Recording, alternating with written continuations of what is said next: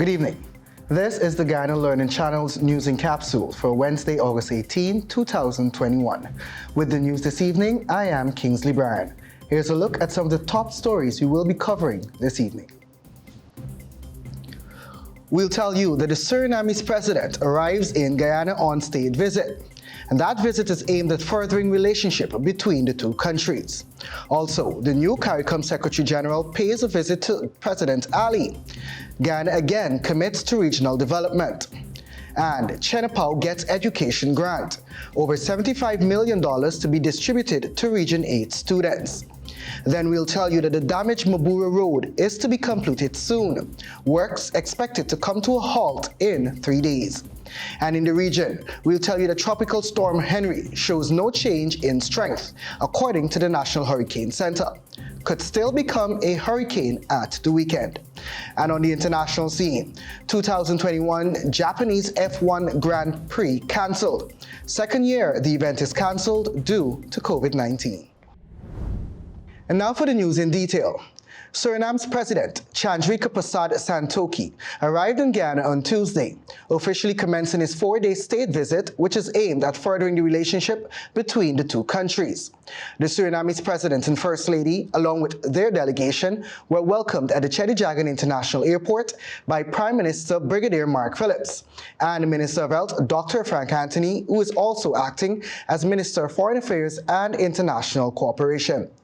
The Suriname's leader will be in Ghana until August 20 and is expected to meet with President Dr. Irfaan Ali to review the progress made on the Ghana-Suriname Strategic Dialogue and Cooperation Platform, or the SDCP platform.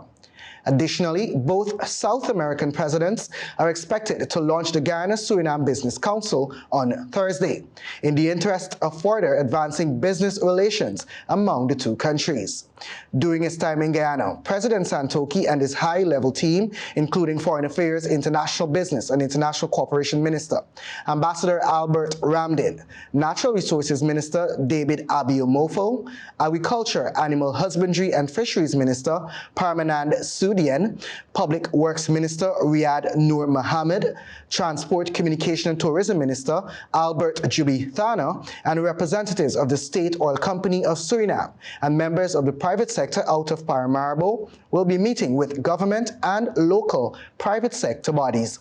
Both Presidents Ali and Santokhi and their respective ministers are expected to assess several areas under the SDCP platform, including foreign policy, political dialogue, infrastructure, transportation, agriculture, security, and private sector enhancement.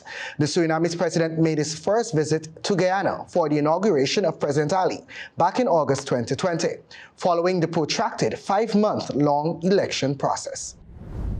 And we'll tell you now that President Dr. Irfaan Ali on Tuesday, during a meeting with newly appointed CARICOM Secretary General, Dr. Carla Barnett, assured of Guyana's continued support for regional development.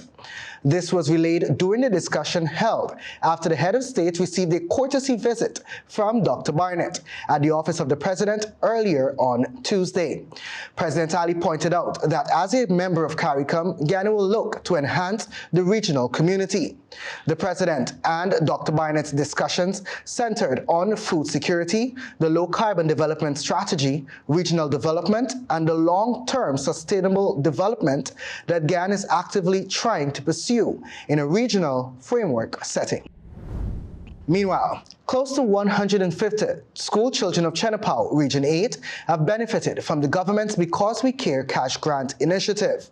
Minister within the Ministry of Local Government and Regional Development, Nana Prasad, traveled to the community on Monday to oversee the distribution exercise there.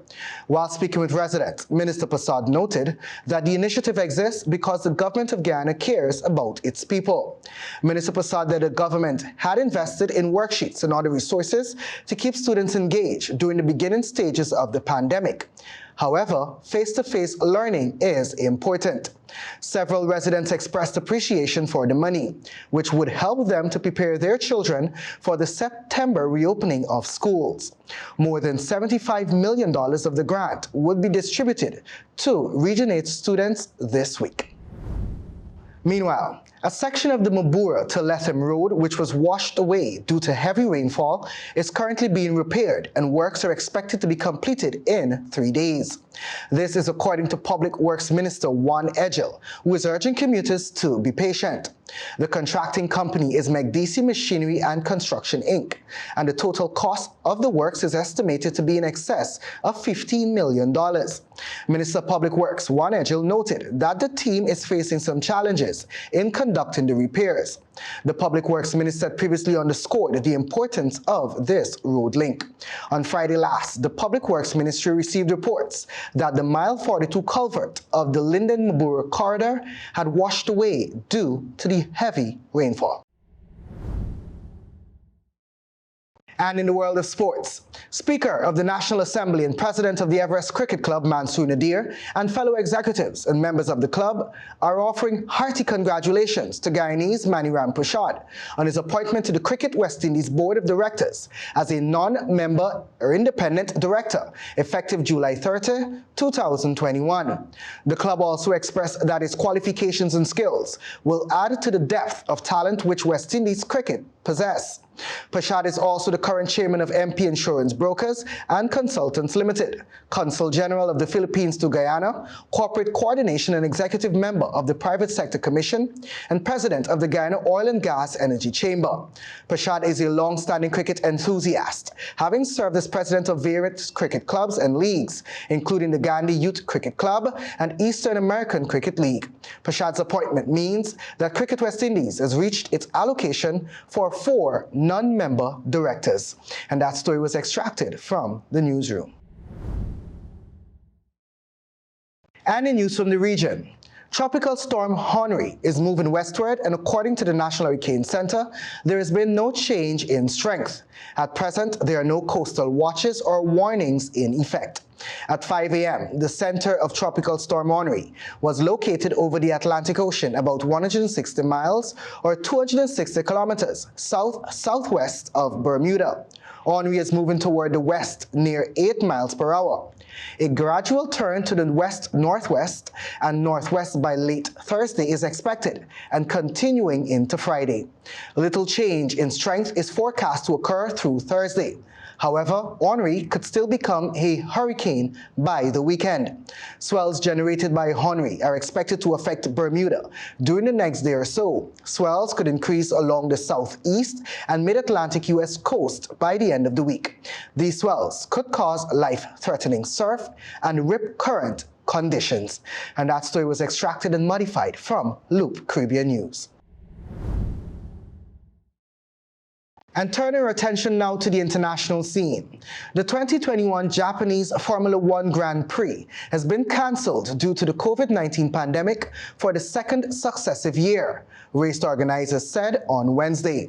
The cancellation of the race, scheduled for the weekend of October 8 to 10 at the Suzuka circuit, follows the abandonment of Singapore's October 1 to 3 night race.